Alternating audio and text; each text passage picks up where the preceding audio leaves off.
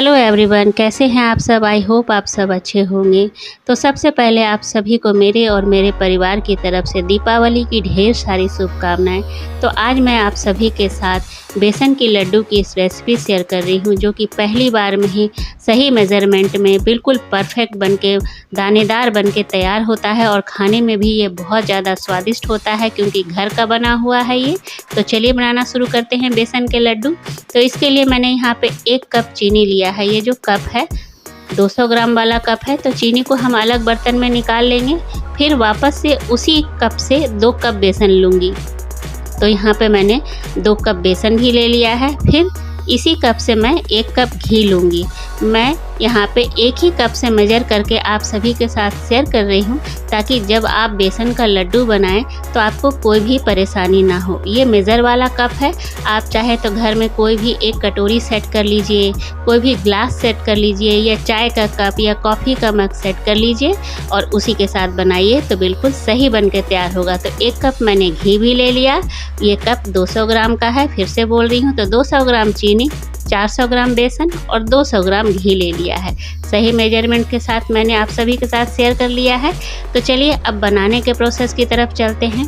तो सबसे पहले यहाँ पे मैं क्या करूँगी, गैस ऑन करूँगी। गैस ऑन करके लो फ्लेम को बिल्कुल लो कर दूँगी और भारी तले वाली कढ़ाई चढ़ा दूँगी। आप कढ़ाई में नहीं बनाना चाहते तो किसी पैन में बना लीजिएगा। अब यहाँ पे 5 चम्मच घी डालूँगी। एक बार में घी पूरा नहीं डालना है, थोड़ा थोड़ा करके घी इंस्टॉलमेंट पे डालना है। तो यहाँ पे घी गर्म हो गया था, तो हम यहाँ पे बेसन डाल देंगे और ध्यान रखेंगे फ्लेम को बिल्कुल लो रखना है। बेसन के लड्डू में इन 2 बातों का ध्यान रखना है, एक तो सही मेज़रमेंट का और दूसरा पेशेंस यानी धैर्य। अगर आपके पास धैर्य है तो बेसन का जो लड्डू है बिल्कुल परफेक्ट बन के तैयार होगा। आपको बेसन का लड्डू बनाने में 25 से 30 मिनट लग जाते हैं लो फ्लेम पे। इसीलिए मैं कह रही हूँ पेशेंस चाहिए इस लड्डू में। अगर आप पेशेंस के साथ बनाते हैं तो पहली बार में ही बेसन का लड्डू जो है बहुत ही स्वादिष्ट बन के तैयार हो जाएगा। तो बेसन को भूनते भूनते मुझे 10 मिनट हो गए हैं, देख सकते हैं। बेसन अभी सूखा सूखा लगने लगा है और काफ़ी छोटे छोटे लम्स दिख रहे हैं। तो इस स्टेज पे मैं यहाँ पे 2 चम्मच घी और डालूँगी।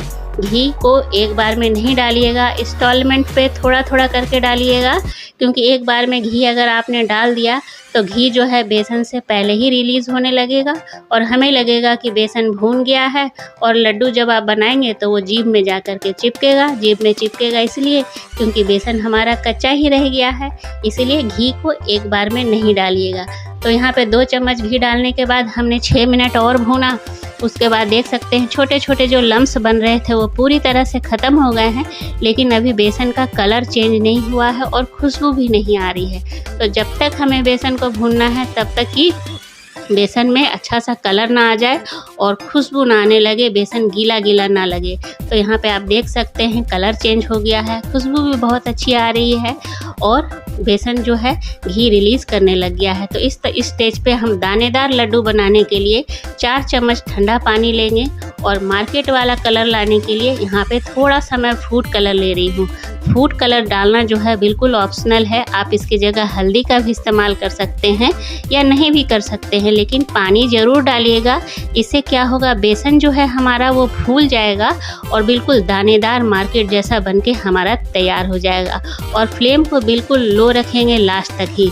पानी डालने के बाद 1 से 1.5 मिनट हमें और पका लेना है। जब पानी पूरी तरह से सूख जाए तो गैस फ्लेम को बंद कर देंगे और इसे नीचे उतार लेंगे। कढ़ाई हमारा 30 मिनट से चढ़ा हुआ था लो फ्लेम पे, काफ़ी गर्म है, भारी तले का कढ़ाई है। तो हमें उतारने के बाद कुछ देर और चलाना है, नहीं चलाएंगे तो नीचे से जो है वो कलर चेंज हो जाएगा। तो यहाँ पे चला लिया है हमने, अब इसे छोड़ देंगे। इधर पैन चढ़ा दिया और मगज़ के दाने, मेलन सीड जो खरबूजे का बीज होता है, उसे कुछ सेकंड के लिए रोस्ट कर लेंगे। यहाँ पे कलर नहीं चेंज करना है, हल्का सा रोस्ट कर देंगे। आप इसके जगह ड्राई फ्रूट को बारीक चॉप करके भी डाल सकते हैं। तो मेलन सीड को मैंने बेसन में डाल दिया है। 3 इलायची दरदरा कूट करके डाल दिया है। अब शुरुआत में जो हमने 200 ग्राम चीनी लिया था उसको जार में डाल देंगे। मार्केट जैसा चीनी का बूरा बनाना है, बिल्कुल पाउडर नहीं बनाएंगे, बिल्कुल मार्केट जैसा बूरा बनाएंगे।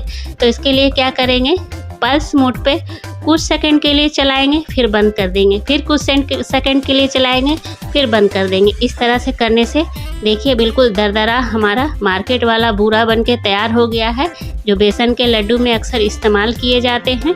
तो अब इस बूरे को हम बेसन में डाल देंगे और इस बात का ध्यान रखेंगे कि बेसन जो है हमारा पूरी तरह से ठंडा नहीं होना चाहिए। अगर ठंडा हो गया तो लड्डू नहीं बन पाएगा।